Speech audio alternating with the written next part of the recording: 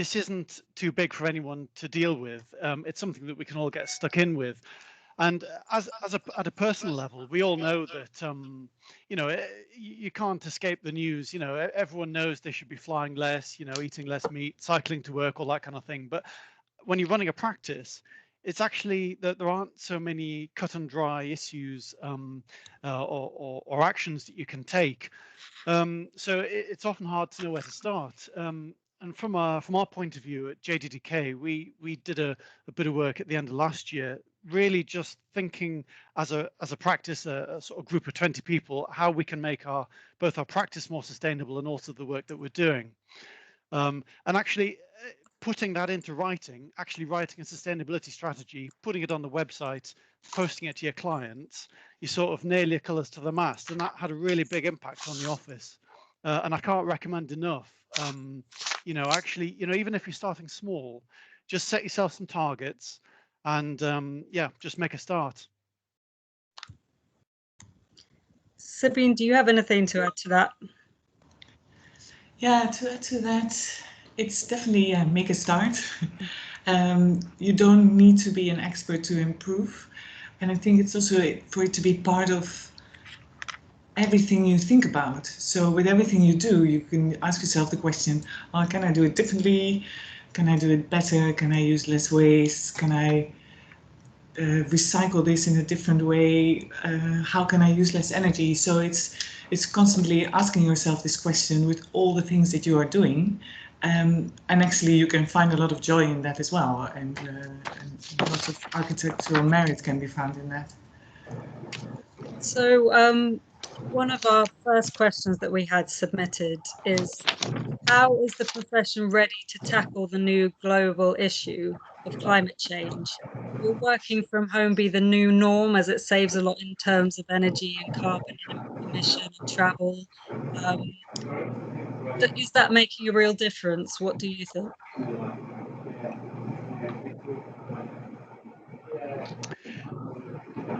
If I don't know if I can start with that, Jessica. I mean, I think that's actually a really good question.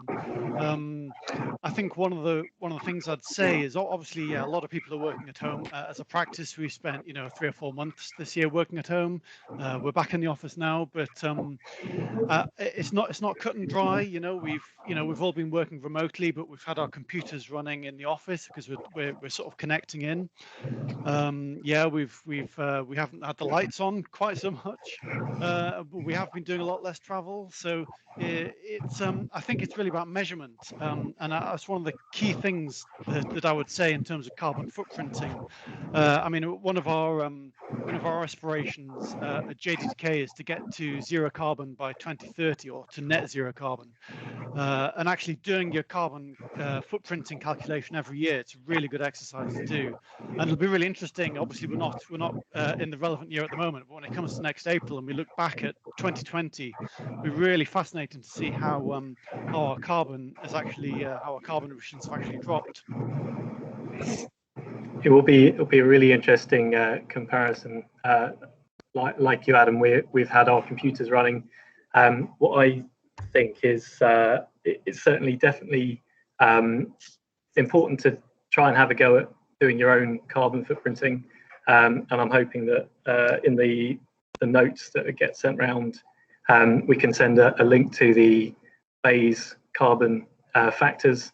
You can literally just apply that factor to your energy bills, and you can get an idea of your carbon footprint. One main thing I was thinking about this, new normal working from home is the connectivity that we have, even without being next to each other, and making sure that everyone is kept in the loop, and it's that well-being, staff well-being is just as important. I think making sure that your staff are empowered and know what's happening is really important in these times.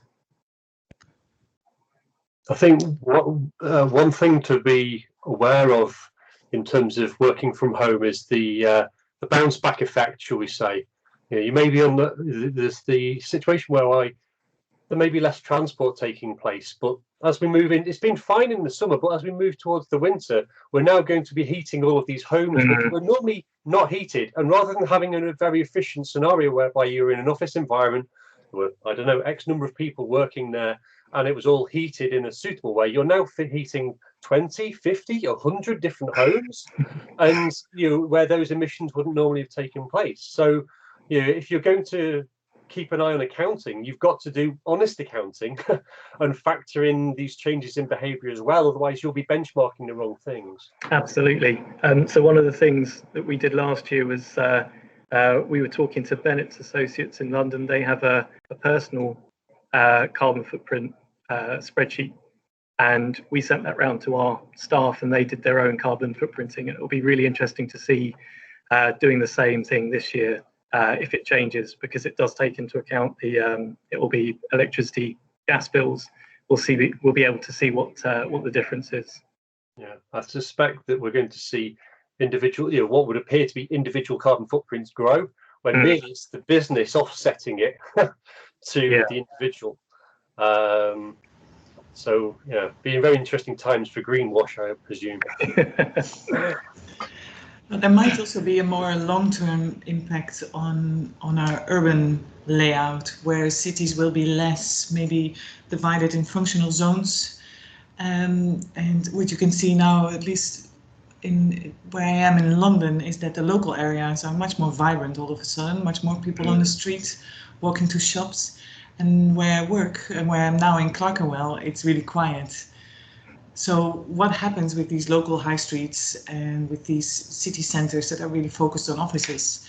Maybe they become more mixed, so it's easier for everybody to travel to their office in a more sustainable way. Does anybody else have anything to add to that, or?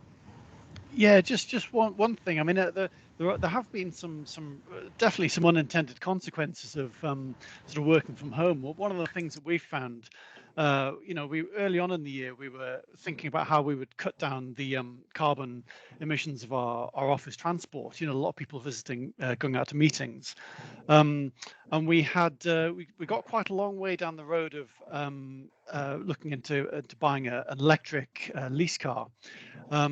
Of course, now the number of meetings we're going to is so reduced that it just doesn't stack up. And yet people, for those meetings they do go out to site. If we're going out for site visits, they are using their own cars. So yes, it's just not straightforward. Definitely not. Our next question, well, the next topic I think that we're going to cover is our RIBA 2030 Climate Challenge. So I don't know how many practices in this meeting have heard about the challenge or signed up to it, but I guess it would be good for a few minutes to chat about what signing up to the challenge means, what it means in practice, how much kind of time you have to dedicate it, and the importance of signing up to the challenge and of collecting data to learn from that. I don't know who wants to kick off with that. It's quite a big topic, but important. It might be interesting to know how many people have heard of it or signed up to it. If people could raise their hand, perhaps. A few. I think we have. It's not many, so people need to be educated, I guess. We need to I guess it needs to be discussed. Absolutely. So I guess we can include links in the pack that goes out for the documents, but the basic metrics that we're talking about in the RIBA 2030 challenge is embodied carbon, operational energy, and water consumption. So it's those three elements that are we're looking to measure, and there's a step change. So there'll be a 2030, a 2020 target, a 2025 target, and a 2030 element. So it's a ramping up of the efficiency that we need to achieve, and ideally by 2030 we should be targeting a net zero carbon building. That's a bit of an overview. There's also a few elements about health and well-being in the document, but it would be interesting to know what people think about whether they're the right targets or whether or not they're achievable or not. Yeah, we use it a lot. They are very useful targets over time. So we use it to assess our modeling against and inform clients what they need to do in order to stay on the path to zero carbon. We've also realized that they are very, very challenging targets, and that they are set to go to zero carbon in 2050, and not always realistic to gain in different projects. So we use it as such, and to find solutions that work within projects. The difficulties is also because it's over a longer time. We don't know what will be future developments. So maybe things that don't seem possible to achieve now will be when it comes to 2030.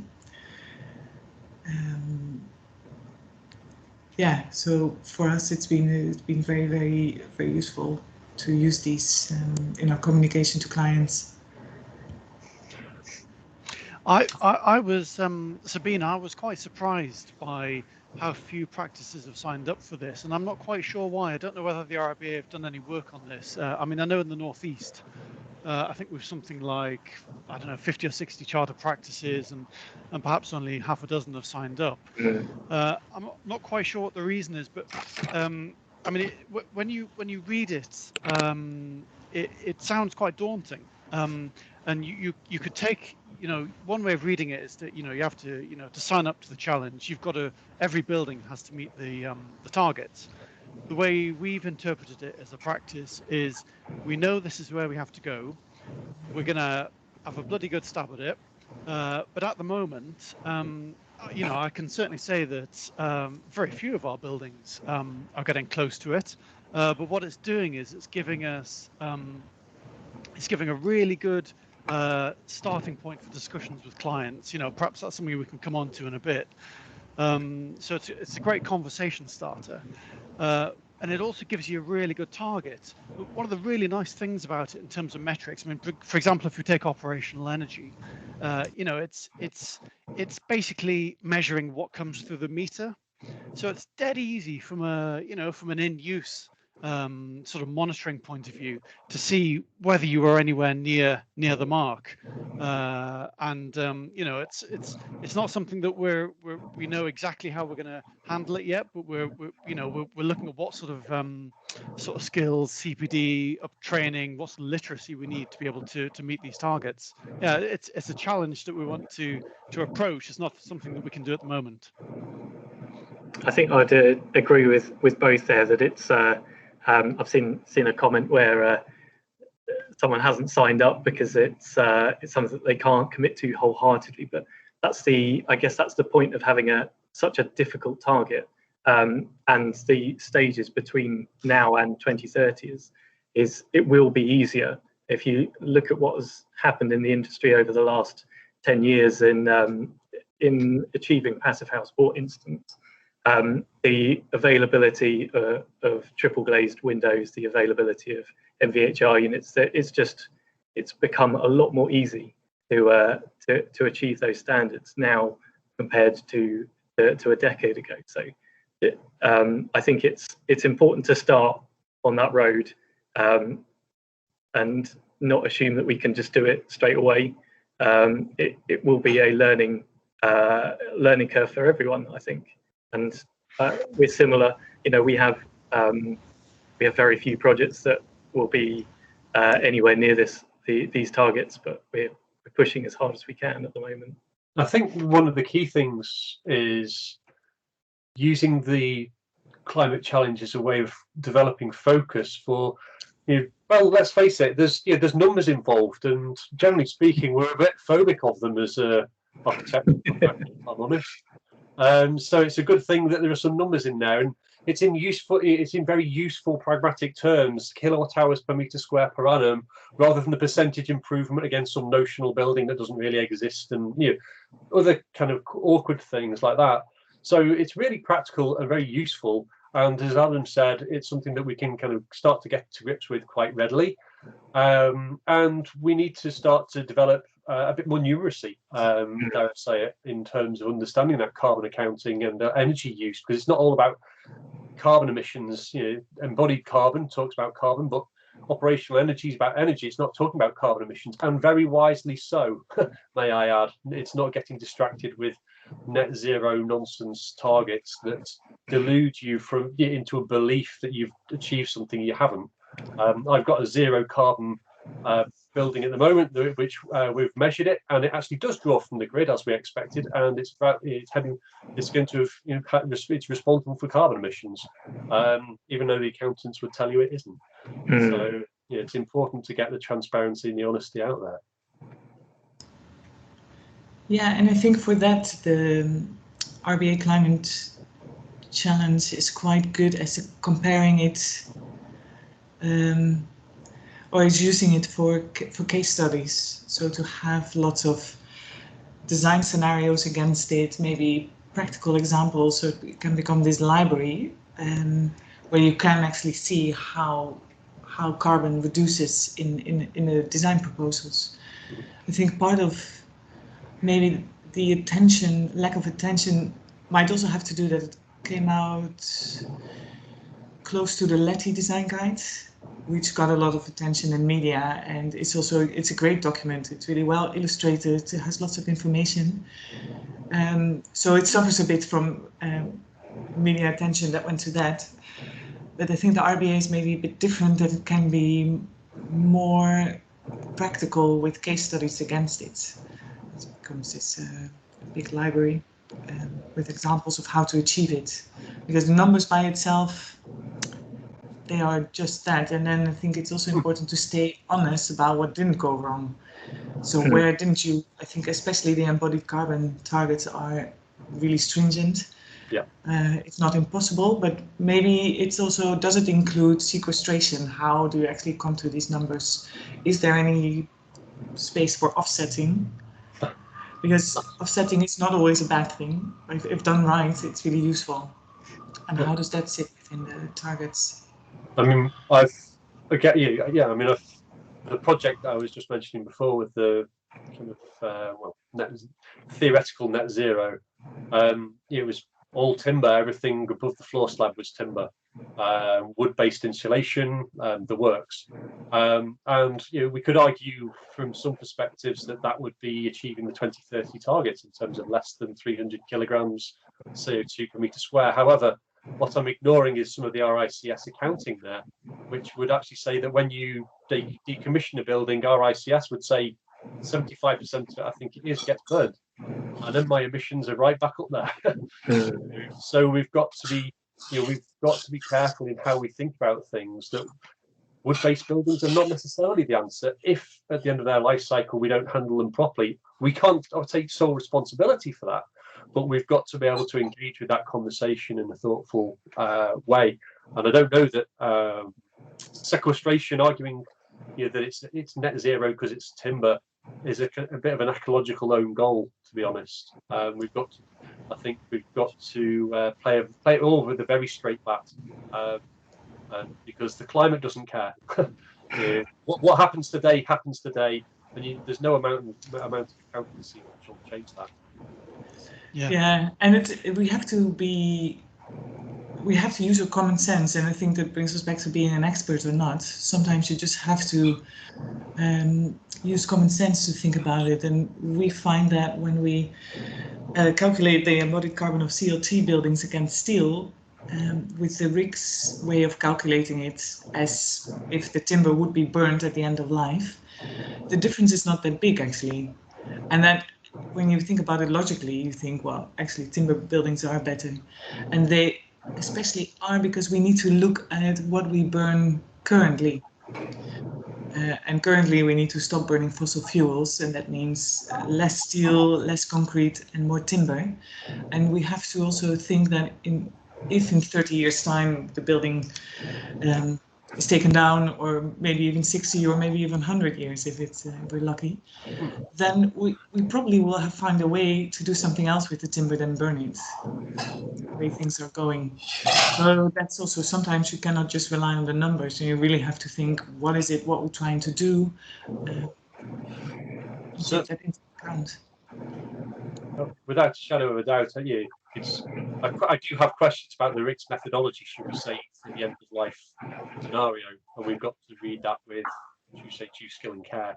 But it's that one of not pretending that because we can do a mathematical sum to show that we've sequestered a load of carbon, that somehow makes our building net zero in some fanciful form. No. There's still carbon emissions from timber as it's processed, from when you dig the tree up, and from the roots and decay. There's a whole host of forestry things that's forestry. It's not architecture. It's not building. And trees are part of forestry. Once we industrialise them, maybe we'd be better leaving those forests where they are and letting them do the sequestration in their own respect. So we've got to respect those boundaries between different those interfaces between the construction industry and forestry. We've got quite a lot of comments. I don't know whether people are reading this. Ruth Brennan has kind of agreed, saying timber buildings are all very well, but they are full of plastic vapors, barriers, wires, etc. We've also got some comments about what happens if you don't achieve the target. I think the 2030 challenge is all about beginning to try and look at your sustainability, and unless you gather the data, you don't know whether you're going to be bettering yourself. So I guess the kind of ethos of it is just giving it a go. We're not really checking. I'm not really sure, but I think by 2030 we won't be checking up on all these practices to see if we achieved it. It's just all about the process of thinking about it. Grace Choi has said, I would love to see templates on measuring, monitoring and evaluating the work we do. I think that's a great idea. So that's something perhaps we can pass on to the practice team, and perhaps we can... Well, Jessica, I think that is an intention of the RIBA to have an online portal for recording all this information. Yeah. Oh, excellent. I think one thing to introduce into this context, as I'm a trustee of the ACB, is that the ACB, the Association for Environment Conscious Building, has been working to develop a tool that ties in with PHPP, the Passive House Planning Package, which is recognised in the 2030 challenge, and that calculates embodied energy, and it also, after some conversations, also takes all of the information from all the calculations and puts it in a RIBA friendly format, ready for competition entries. Yeah, it's a useful tool in those respects. Thanks. We've got some hands up. I don't know whether these hands are up for people who've signed up to the challenge, or whether you've got questions. We've got John Kellett. Have you got your hand up? If you'd like to unmute your mic and ask a question. No, and wasn't up as far as I know. New. Okay, that's fine. I think a lot of the hands went up earlier on with the question about who signed hands for the climate challenge. Okay, in that case, I guess we've had quite a few questions in the chat about convincing clients. I think practices feel like clients are really the kind of gatekeepers of whether you do a sustainable project or not. So I don't know whether we could start talking about how practices deal with convincing clients to become more sustainable. Sabine, I don't know whether you want to start with this. Yes, yeah.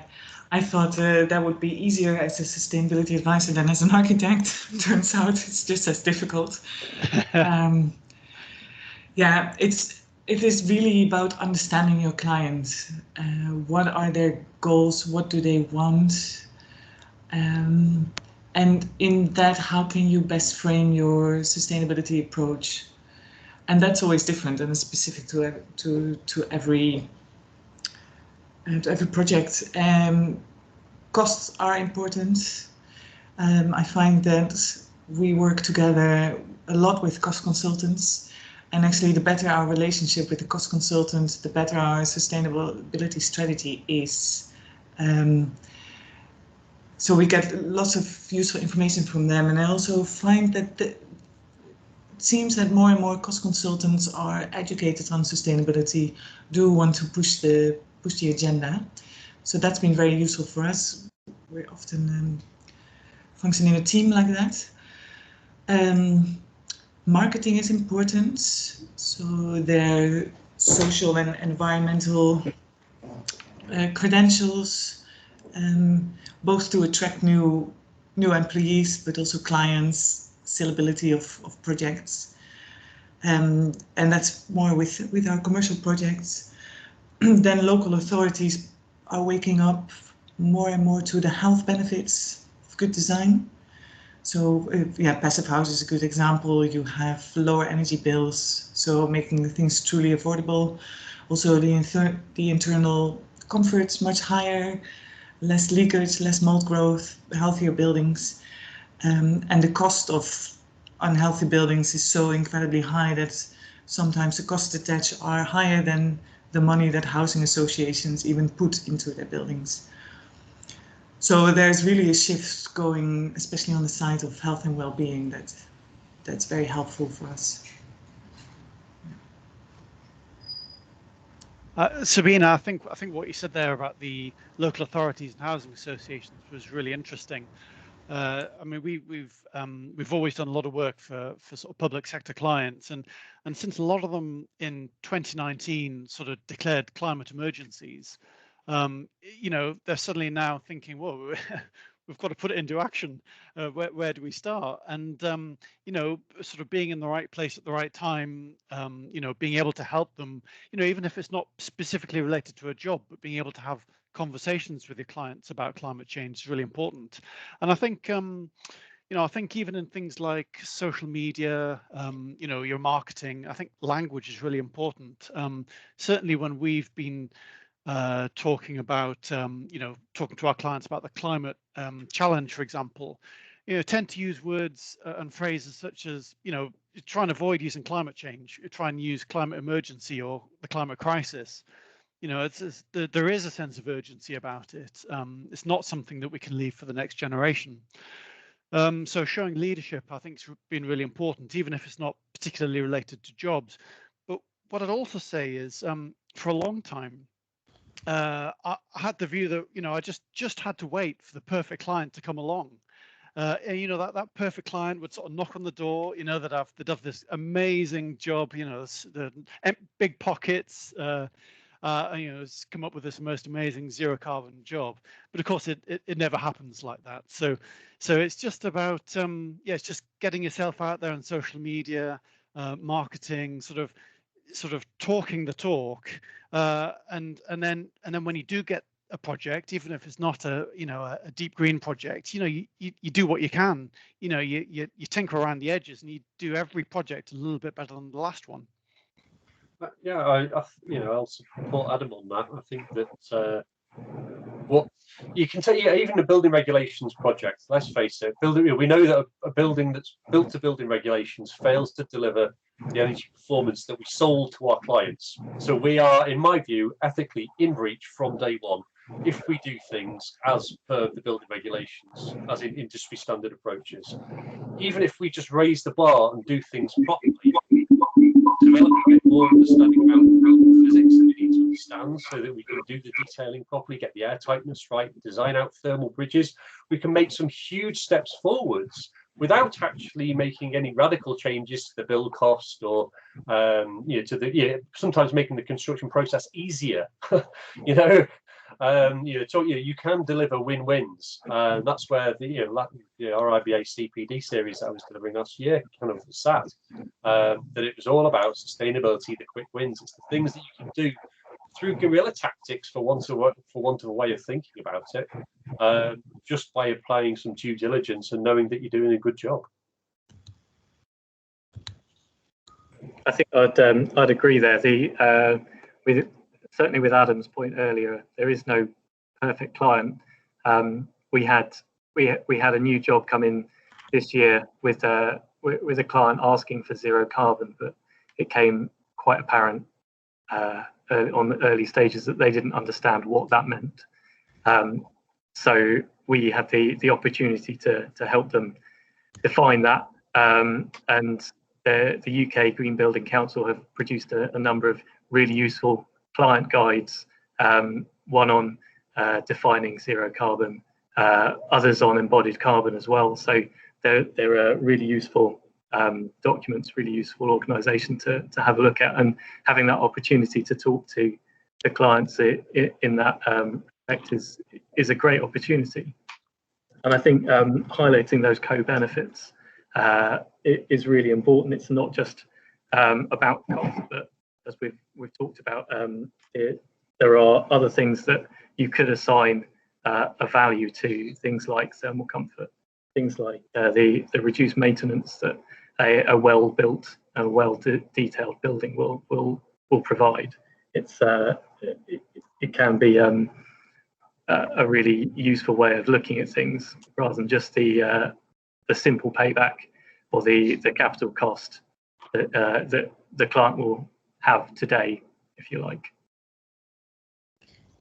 John Kellett has said, if the client only wants us to meet the building regs and no more, we cannot do anything else. Are there any workarounds for that? Has anyone come across that and been able to change a client's mind? Well, as I say, that we know, all of the research shows that buildings don't actually satisfy the building regulations when built. So how about designing buildings so they actually do satisfy them, and that's a step forwards. So therefore we're not giving clients buildings that they didn't ask for, in terms of if you really want to think of it as overspecified, but you can, it's working within the client's budget, and if you can design within the client's budget and give them a better building, they're not going to complain about that. If it's got less maintenance costs, it's got lower energy bills than might otherwise be the case, then then they're going to be happy. Yeah, John, I was interested to read in the RIBA journal. It was a couple of months back, I can't remember when, but there was a chap from Allies and Morrison was saying that they put the 2030 challenge into their fee letter, and that seemed to me like a really good approach to sort of to raise the issue with your client, even if they go back and change their mind or say that they do just want building regs. To raise that right at the outset and have a discussion about the climate crisis or about the targets that we need. I think it's a really interesting approach. Heidi's written a comment about the new planning white paper published in August. How do people think it's going to affect the climate challenge in the future? Does anybody know that yet?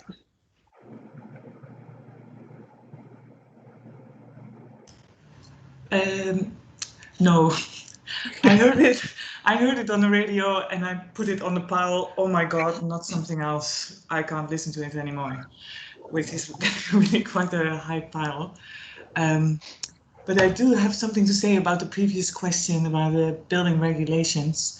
So I think feeding into bigger initiatives like the RIBA Climate Challenge, the LETI productions, will help to give signals to the government and legislators, and to try to push legislation, because that will make the biggest impact. Also on clients that currently have no ambition to improve their sustainability approach. And then there's other things that I think the design team can do next to the design of the building, is to realize that you're not only designing a building, but also an environment for your users. And in that, there's lots of opportunities that you can provide in your design to allow your users to live a more sustainable lifestyle, such as meeting places, maybe a little shelter, maybe a nice place to sit outside to eat your packed lunch. So there are lots of opportunities that you can make your environment more sustainable without the client even noticing. Yeah, just picking up on the planning white paper, it's not something that I've really got my head around yet. But you know, in terms of sort of directives or policy coming out of government, there are some which I found really useful. One in particular is the sort of the aspiration that there'll be no fossil fuels heating our homes by 2025. For housing projects, that's a really interesting thing to have a discussion with a client about. If we're talking about heat pumps or sort of district heating, and then in order to that sort of leads on to questions about about levels of ventilation and so on, about making houses as efficient as possible.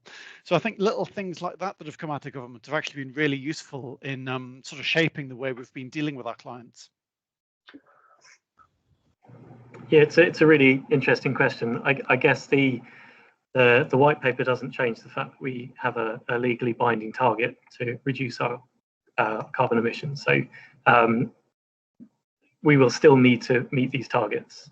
And I think it will be interesting to see what comes out of the Future Home Standard, which was consulted on earlier in the year. I think it's still in review at the moment.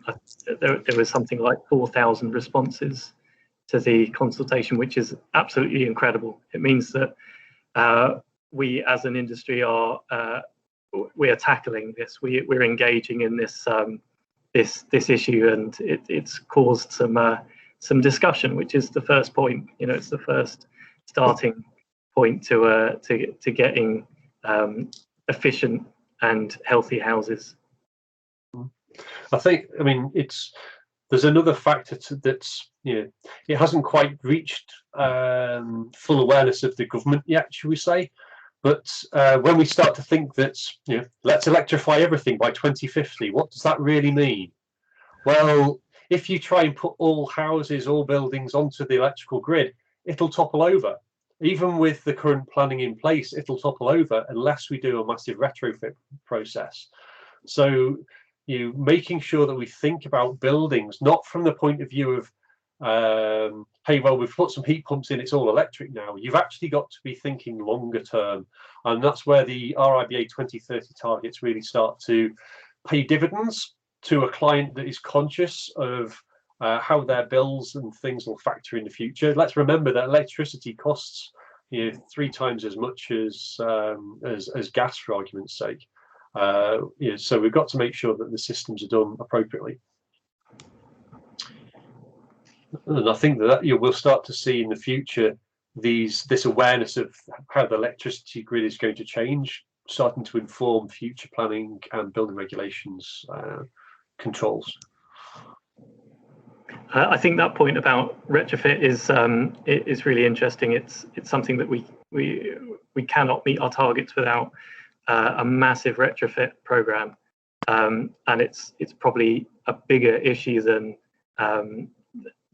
the government realise, and it's a real opportunity. I think there's going to be needed about 30,000 retrofit coordinators to deliver the scale of retrofit that we need. So it could be a real opportunity for architects that engage in this issue, engage in this in that part of the industry.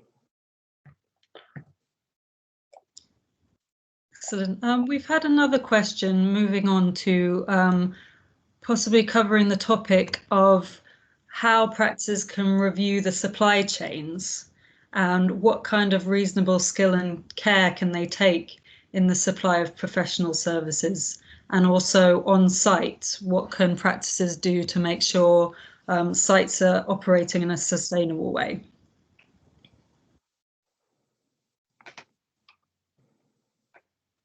Does anyone want to start us off with that? I mean, perhaps I can jump in there and talk a bit about site. I mean, it's a really interesting one. I mean, there are some. I mean, we've definitely got to bring contractors along with us. There are some fantastic contractors out there who get it.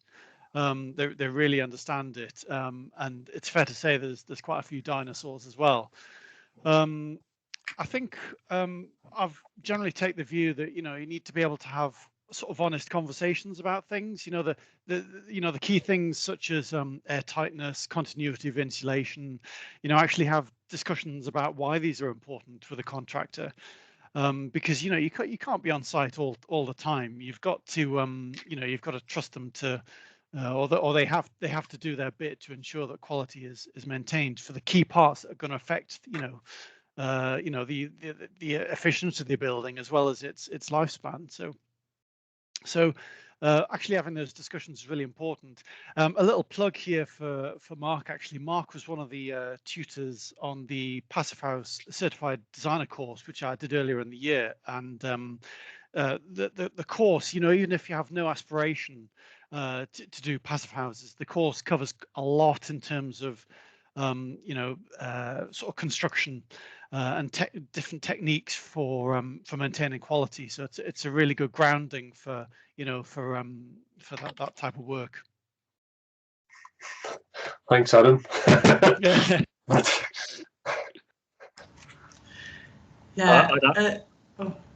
I'd absolutely agree with that, and certainly trying to get on as many site visits as you can. So I know the Passive House training can often has site visits. There'll be some Passive House open days later on in the year. They may be virtual, but it's so invaluable to be able to see buildings that are half constructed and see what's happening at that point. It's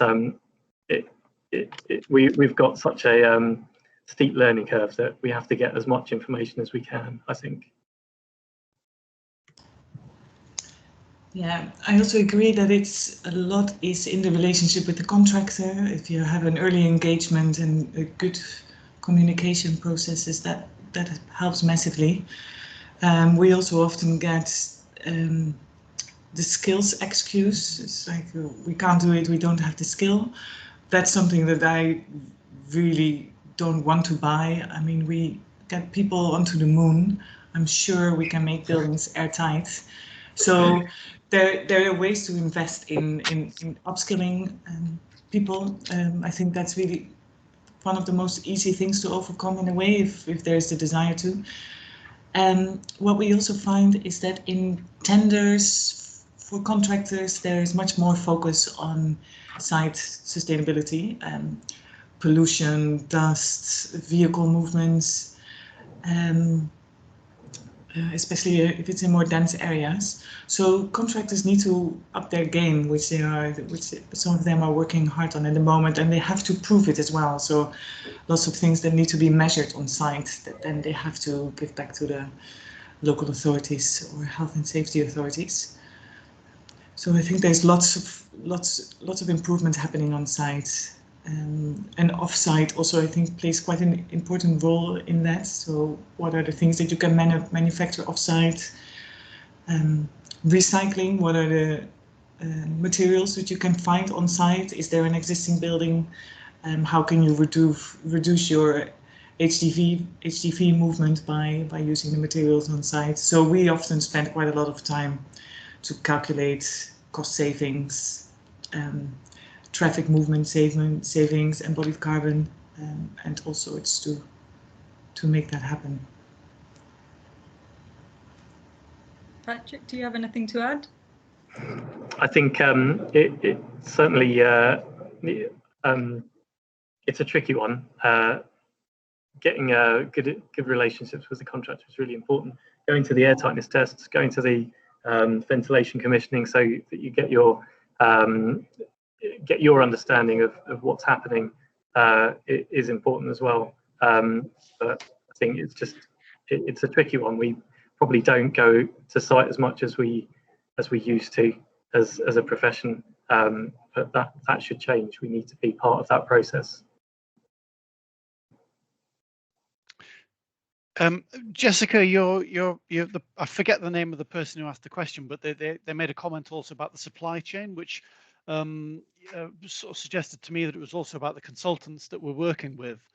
I think that's really interesting because, you know, like with contractors, there's also quite a mix of consultants. I mean, we're very lucky to have worked with some, you know, some really switched on consultants.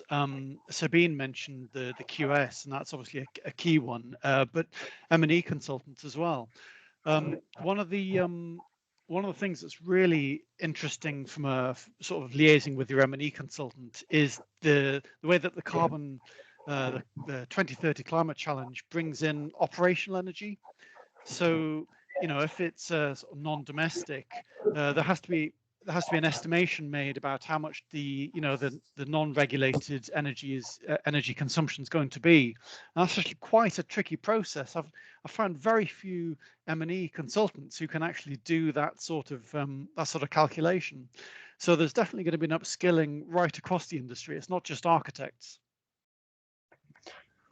Yeah, I think, yeah, I agree, Adam. And I think that what you're just sort of picking up on that sort of point of upskilling and increasing awareness and things, then I think one of the other things that we can do is more building performance evaluation and post-occupancy evaluation to really develop a clear understanding about how our buildings are performing. So, you know, we can do simple things like chuck a few data loggers into a building. You know, they cost, you know, £50, £100, something like that. And you know, the more that you can do, the better, and the more accurate your results will be, and things. But just starting somewhere is useful, and starting to say, well, actually, it got really hot last summer, and I didn't intend that to happen.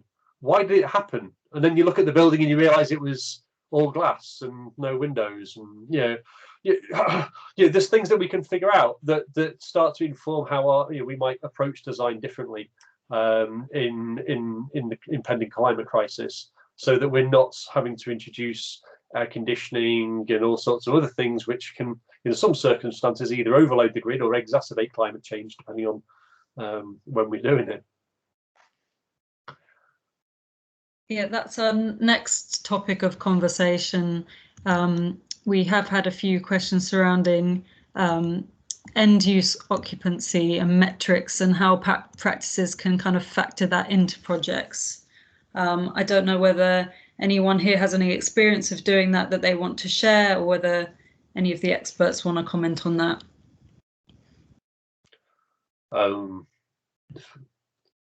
Anybody else want to go for it before I open my big mouth again?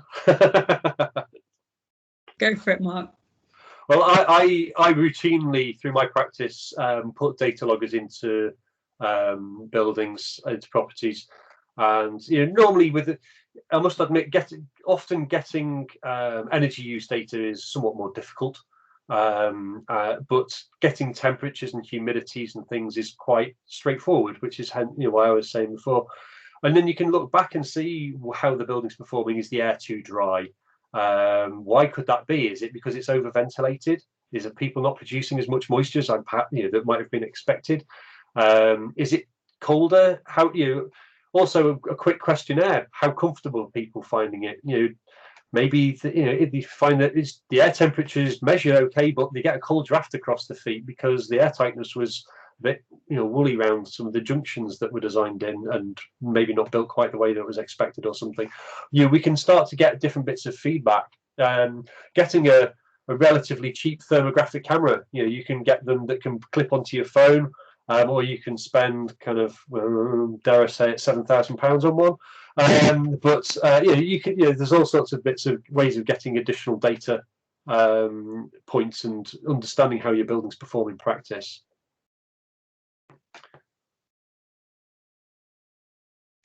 Yeah, I think as a profession, we're quite reticent about asking clients what they make of their building, aren't we? Because there's only one answer you want to hear. I think what I've tried to do, I mean, generally, particularly with clients that are repeat clients, where we're doing, building after building for them, we make a point of doing in-depth sort of in-use sort of user questionnaires and so on. And that's just it's an easy step now to start asking them for their meter readings and actually feed back to them how their building is performing. I think obviously it's easier with some clients than with others, But of course, we need to be doing that for the climate challenge anyway. And yeah, I think as Mark says, putting in data log is great. I think I mean we have a data logger in the office that everyone takes home, and they see what their house is like, and they start to build we start to build literacy around about humidity and temperature and carbon dioxide and air quality and so on. So yeah, it's something that we need to be a lot better at. Rod's just asked, is this something that others are building in appointments? We struggle to get in for photos, let alone data. And how have others done this? So I don't know whether other practices have found that it's a tricky thing to do, and whether they've got some tips on overcoming that, or whether it's just a hard struggle. I put it into the R&D budget. It doesn't earn any fees, but it does win the next project, because the one thing that I can do that very few other architects can do is go, this is how it performs, and here's the evidence. And immediately, so it has its own strengths to it, and that builds credibility where others can't. No amount of words can kind of go against that when you've got the words and the pictures and the data to prove it. So it's not always about making a fee from it. Anyone else? Yeah, I think here it's also, again, the relationship with the client and getting it, discussing it from the first meeting. So what would be the benefits, and then have everybody buying into it, because it's a bit of a culture change in a way. Can you imagine going on a job interview and then saying, well, actually this job, was made redundant, not because of recession, but I had some difficulties communicating, but I've taken this course and I've improved it and now I'm much better. But you hardly ever see that. You just see like these polished CVs where everybody does everything perfect all the time. And it's a little bit with projects as well. That's how you present them on your website. It's amazing. Everybody's super happy. But how interesting would it be? What didn't go wrong, and what have you learned from it, and how did you improve it next time? And how credible that also would come across to the people you try to reach. Definitely.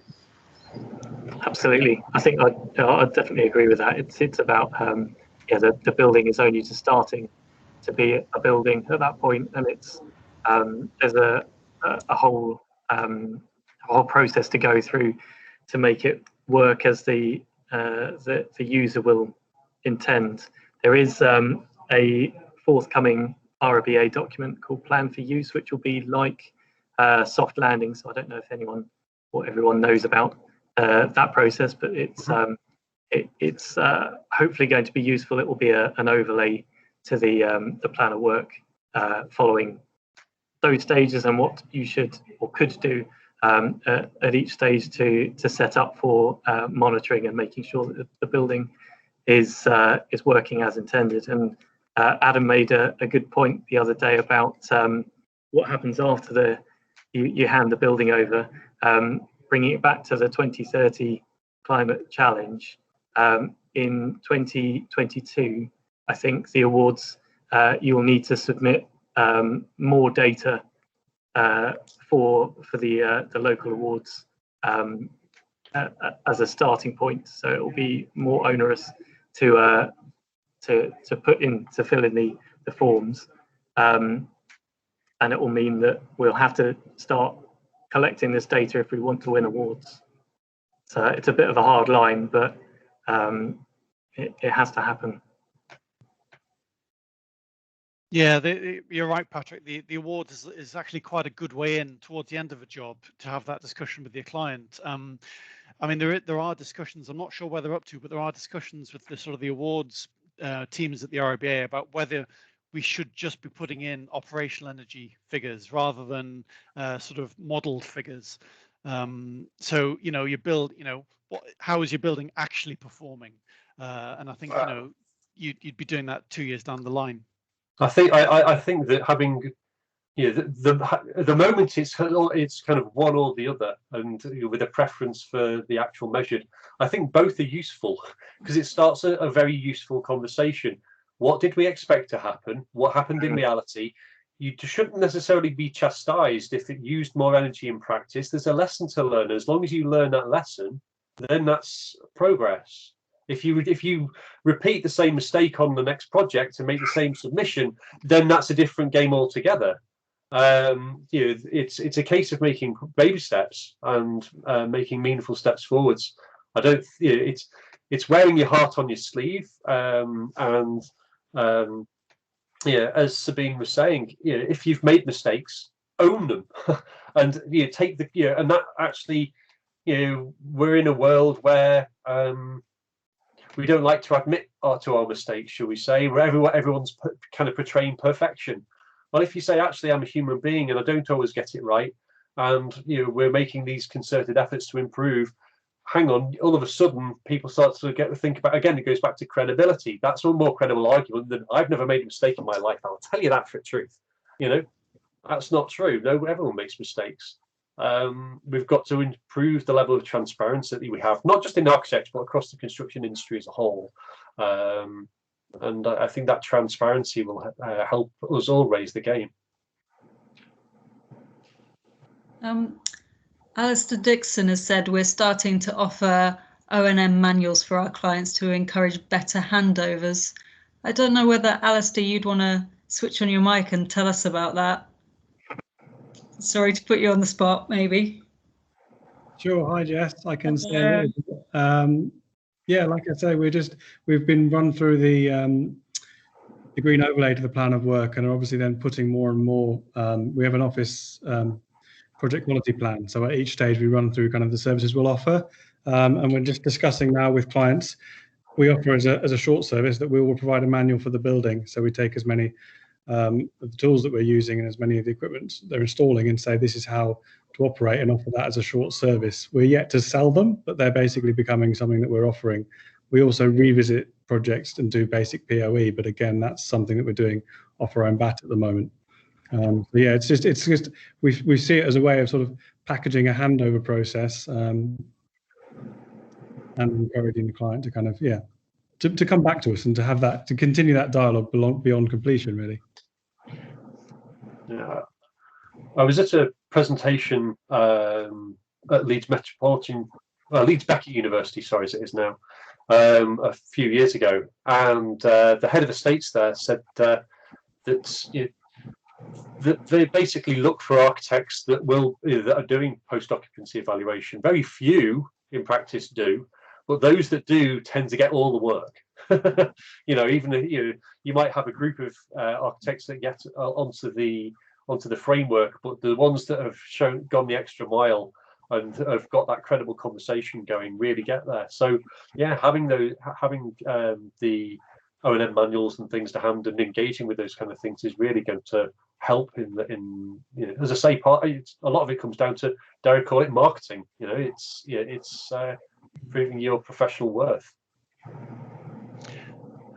If I can pick up just on something Alistair was saying, I mean, I thought that was really interesting, this idea about a building user guide, and it's something that we've all done in some form, I suppose, for a while, but it's becoming so much more important. We've had an era over the last 20-30 years where everyone's had a combi gas boiler in the kitchen, get it serviced once a year, Bob's your uncle. I think now we're starting to get to the situation, with houses where we've got, a client has to manage an MVHR unit, perhaps an air source heat pump. We have to, we can use the user guide to start to dispel some of the myths around MVHR, for example, like people who think they can't ever open their windows. So there's going to be a process by which users start to get up to speed on the new technologies coming along, and I think the sort of thing you're suggesting, Alistair, sounds fantastic. It's I think we should be doing a lot more of that. Alice has made the comment that most smaller practices don't have the budget dedicated to staff for applying for awards, and focusing on awards is missing out on a large part of architecture practice. I guess award-winning buildings, if they're celebrated for being really sustainable, it's adds to the adds to convincing the client that sustainability is a good thing. So I don't know whether anyone else has any comments about that. Yeah, as a small practice, then I put projects in for as many awards as humanly possible. Really, there's different ways to work out how to pay different entry fees where they arise, but not every single project has an entry fee, to be honest. Looking for the right awards can be beneficial in those ways, for raising profile of the subject matter as much as the practice, should we say? Definitely. I think that's kind of it for our questions that were submitted beforehand.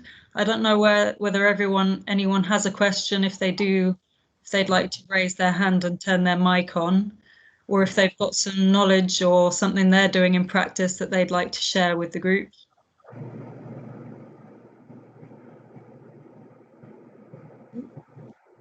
Got one person, Malcolm Cook, if you want to switch your mic on.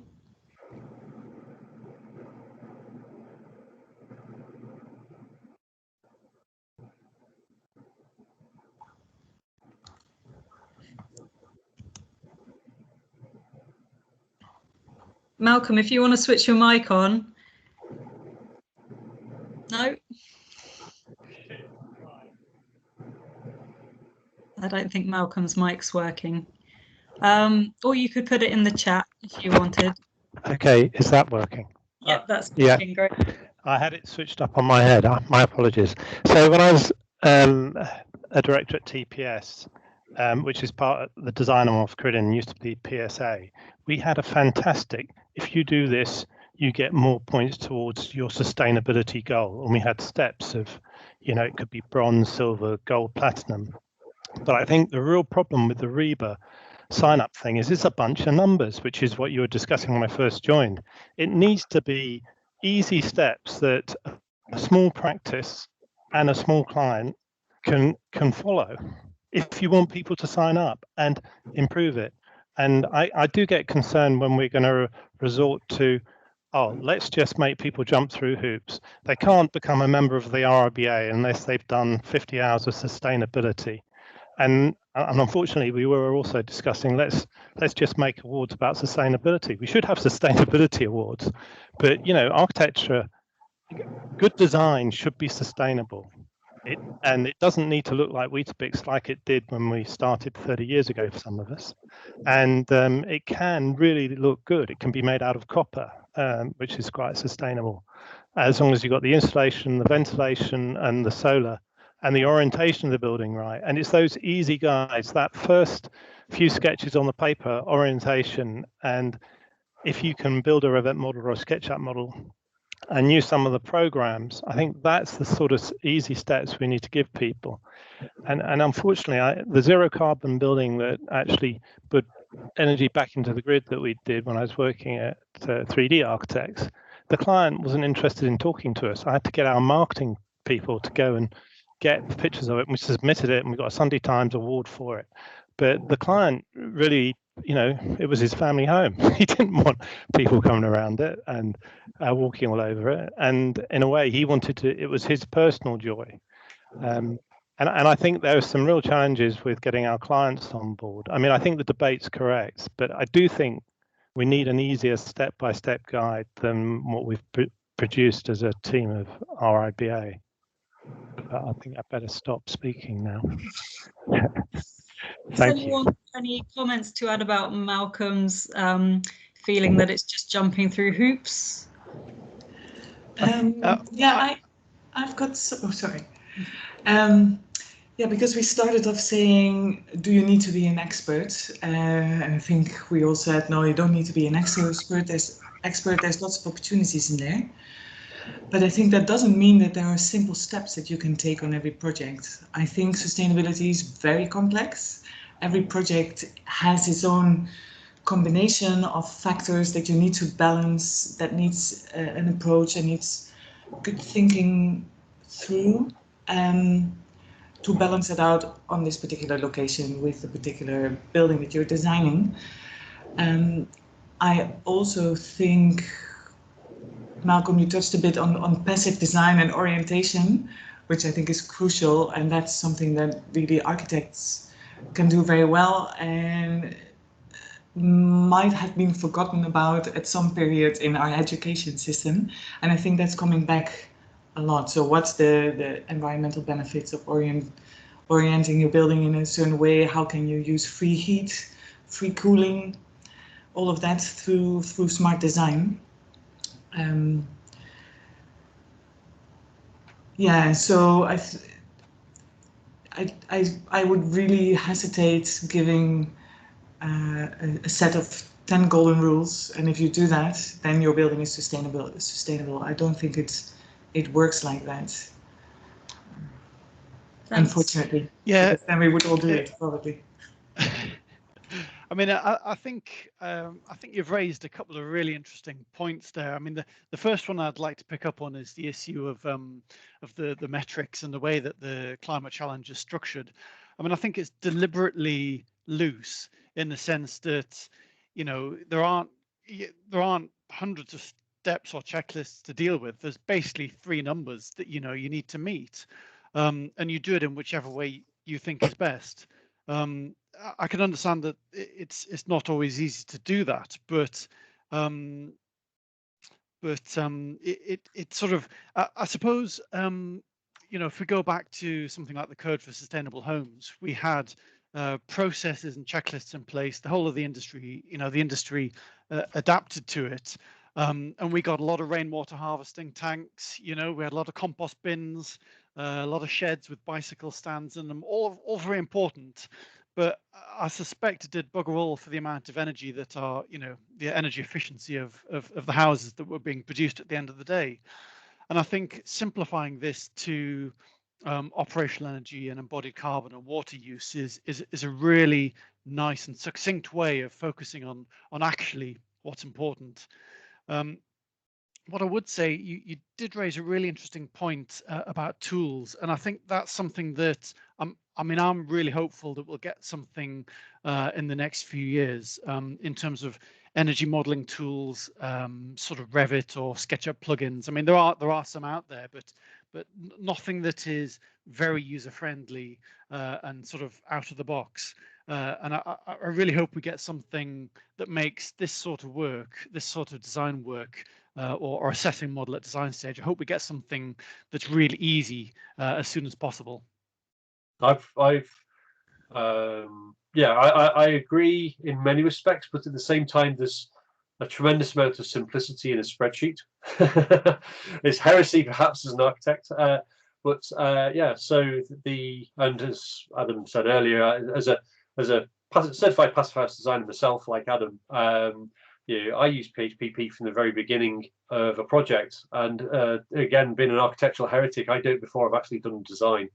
I know roughly what the floor area of a building is going to be, and I can build a very fast model, which will then start to inform what percentage of glazing I might put on various different elevations to optimize the design. And then it gives me a flavor of how I'm going to approach putting pen to paper and coming up with the design. It's an iterative process, of course, but working hand in hand with a model. And if you don't have the skills, I haven't always had the skills. You can find somebody with the skills, a suitable engineer, and they can help do the modeling with you. And but it's having that important conversation from the get-go. That's the really, really, really important thing. And too often we don't have that conversation. It's still at the architectural drawing sketch stage, and even it might be stage C or whatever we are. We kind of much further down the design line before we start to actually engage with the services engineer to help support the design and try and start to rectify some of the issues the problems that have been designed in already.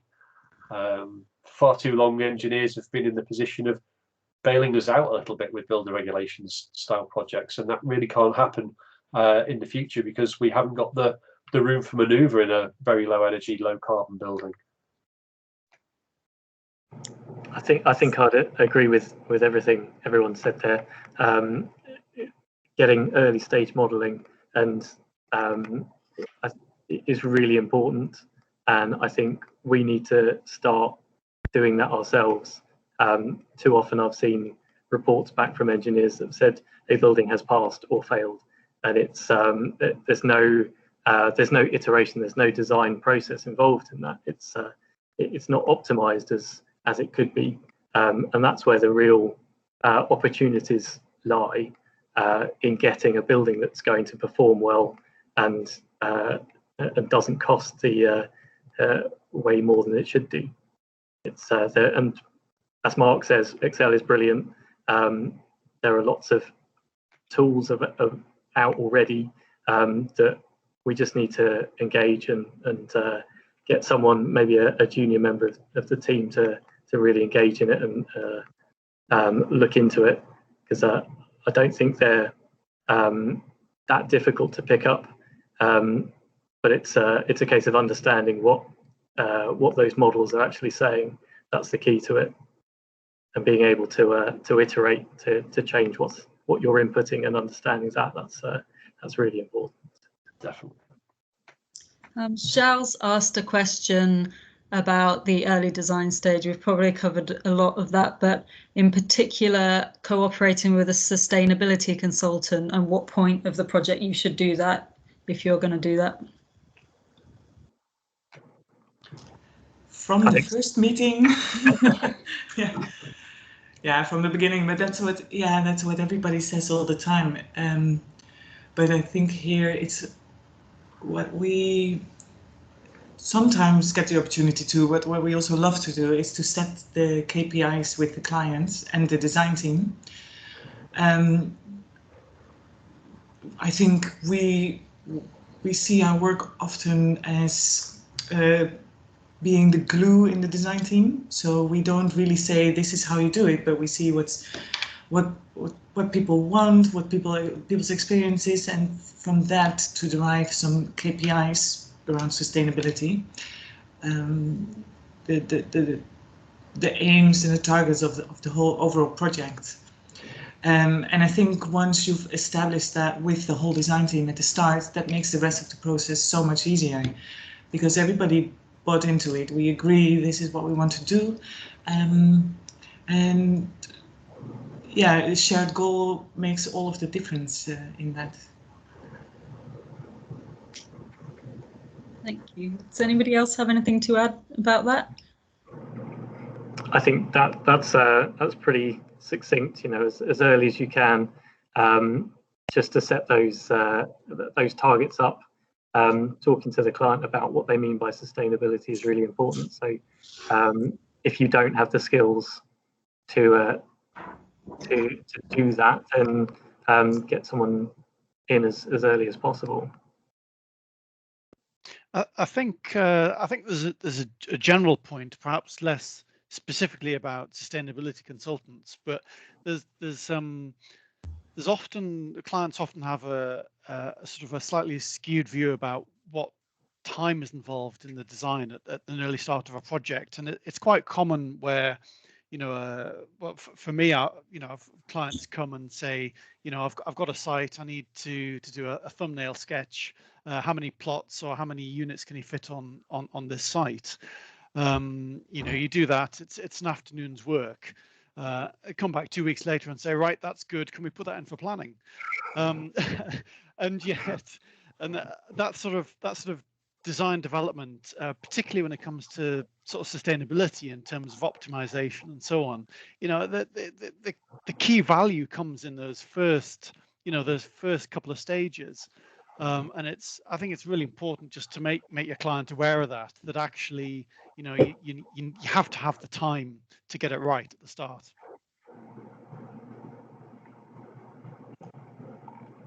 Excellent. A few people have got their hands raised. Rod, you've got your hand raised. Do you want to switch on your mic? Yeah, thanks, Jessica. I was just going to ask, sort of feeding on from what Adam and Sabine were saying. Is there, I mean, the RIBA are obviously kind of spearheading this 2030 challenge, whether there's actually room for RIBA to provide assistance with communicating that early message to clients. You know, we have the very old architect's guide, the client's guide to employing an architect, which is, I guess, quite dry, I suppose, in its content, but people still kind of rely on it in order to understand what the process looks like. Is there room for the RIBA to create a similar set of guidance for clients who are embarking on this journey and don't really understand the process and think it's all going to be hairy shirts and grass roofs and expensive, and it's kind of changing that mindset away from what sustainability and the 2030 challenge actually means? Definitely. I mean, if sorry, go ahead, Adam. Sorry, Jessica. Sorry. I mean, the only thing I would say is I think if I was, I mean, I haven't seen the client's guide recently. I've saw it a few years ago, but if there was something to be done, I would prefer to see it integrated into the client's guide. I mean, I think the worst case scenario would be where they have a separate guide, which a client then either decides they want it or they don't. You know, it's got to be integral to the process. A number of years ago, I taught at a university, and as a lecturer, I adopted a series of lectures, and one of them was sustainability as an adjunct to architecture, and the title of the lecture alone nearly made me want to vomit. It's not an adjunct; it's got to be deeply embedded, and I'm completely behind everything that Adam just said. I was just going to say that I think sustainability is going to be embedded in everything RIBA does going forward. And so I will talk to the client services team, but I should think they're already started to think about adding something into the client's guide and to educate clients about sustainability. Yeah, I guess if they're expecting, those steps that Adam was talking about, and getting people like Sabine involved very early in the process, if that's just integral in the same way that planning is, or a measured survey might be, then they're ready for it. It's not a surprise when we turn up and say, oh, by the way, we want to build a better building, and they go, oh, what do you mean? So I think that'd be really helpful. I think, Rodrigo, I think it is really difficult, because quite often architects don't want to bring it up because they think it means it's going to cost the client more. It can be difficult to have those conversations if a client has preconceptions about what sustainability is going to cost them. So some of our clients come at it from a slightly different point of view, in that they have literally no interest in it whatsoever, and they have all the money that they need to do the right thing, but just simply don't want to spend the money on those things. But I mean, I guess the question is the same question, isn't it? How do you convince them that it's important? There's a really interesting architect in New York who gives all of his clients passive house buildings. Not one of them asks for a passive house, but what they do want is comfort and low energy bills and good air quality. So that's what he gives them. So it's a case of how you approach it. If you've got clients that have got the money and the opportunity, you can give it to you. You're giving them the quality of building that they're looking for. If they can afford an Armani suit, give it to them. And you don't have to call it sustainable, because there's a lot of, if you reverse sustainability around, it's better for people anyway. It just happens to have lower carbon emissions as a default. Doesn't mean you're putting bolt-ons on. It's all about the reason I got into passive house sides of thinking is because it's all about architecture. It's all about the building fabric. Yes, there are building services involved, but it's stuff that we can control as architects primarily in the first instance. It's interesting actually that we've had a similar conversation around CDM recently in our office, because CDM comes up and everyone sort of groans, and actually really what we mean by CDM is something that's safe and simple to build, maintain and dismantle, which surely is integral in good design, and the same thing should apply here. Definitely. Thank you. Thanks, Rod. We're kind of running out of time. I don't know whether there's any final questions from attendees or statements from our experts, closing statements. Go out there and do it if you want to. Thank you. So yeah, I guess the takeaways that we want everyone to leave with is that everyone can act as an advocate for sustainability. You don't have to know everything. Take a look at our 2030 challenge. It's all about just trying. We put the link in the chat. We're also going to be sending out some information and some notes on this clinic to everyone who attended. And thank you very much for our experts. This is our first clinic of the season. We'll be running another one in 2 weeks on HR, so we hope you can all join us then. Just got one more question. Let's have a look.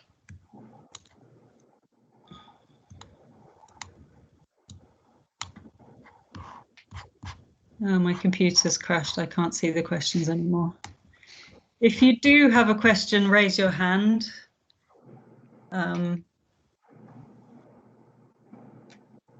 If not, I'd just like to thank our experts and thank everyone for joining. Brilliant. Thank you. Thanks, everyone. Bye. Thank you. Good luck, Thank guys. you. Bye. Thanks.